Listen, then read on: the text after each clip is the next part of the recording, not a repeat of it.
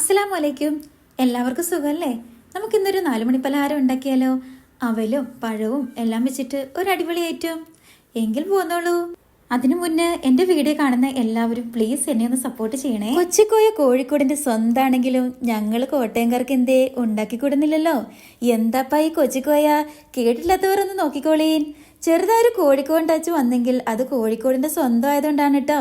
എന്തേ നമ്മുടെ സംസാരത്തിലേ കൊച്ചിക്കോയെന്ന് കേൾക്കുമ്പോൾ ഒരു ഗുമ്മൊക്കെ ഉണ്ടെങ്കിലും സാധനം നമ്മുടെ അവലാണെന്നേ. പിന്നെ നല്ല പൂവൻ പഴവും സിമ്പിളായിട്ട് ഉണ്ടാക്കിയെടുക്കാം. പോര്.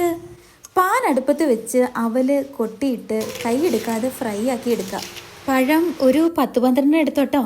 നന്നായി ഉടച്ചെടുക്കുക. മിക്സി വേണ്ട കേട്ടോ, നമ്മുടെ കൈയാണ് ബെസ്റ്റ്. പക്ഷെ നമ്മൾ അല്പം പരിഷ്കാരി ആയതുകൊണ്ട് സ്പൂൺ എടുത്തെന്ന് മാത്രം. അതിലേക്ക് 2ാം പാല് എടുത്ത് പിഴിഞ്ഞെടുത്തത് അല്പാൽപമായി ഒഴിച്ചു കൊടുക്കാം. എന്നിട്ട് നന്നായി മിക്സ് ചെയ്യുക. അതിലേക്ക് ഇഞ്ചി നീരെടുത്തത്, അതേപോലെ തന്നെ ചുമന്നുള്ളിയുടെ നീര്, നാരങ്ങ നീര് ഇവ അല്പാൽപമായി ഒഴിച്ചു കൊടുക്കുക. എന്നിട്ട് അതിലേക്ക് പഞ്ചസാര ആവശ്യത്തിന് ഇട്ട് കൊടുക്കുക. നന്നായി മിക്സ് ചെയ്യുക. മധുരമൊക്കെ ഒന്ന് ബാലൻസ് ചെയ്യാൻ വേണ്ടിയിട്ട് ഒരല്പം ഉപ്പ് ഇട്ട് കൊടുത്തിട്ട് മിക്സ് ചെയ്യുക. പിന്നെ അതിലേക്ക് 1ാം പാല് ഒഴിച്ചു കൊടുക്കുക.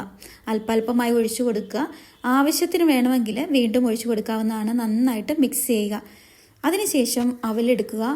വറുത്ത് വെച്ചിരിക്കുന്ന അവലിലേക്ക് നമ്മൾ കൂട്ടി വെച്ചിരിക്കുന്ന ആ പഴത്തിൻ്റെ മിക്സ് അല്പാൽപമായി ഒഴിച്ചു കൊടുക്കുക.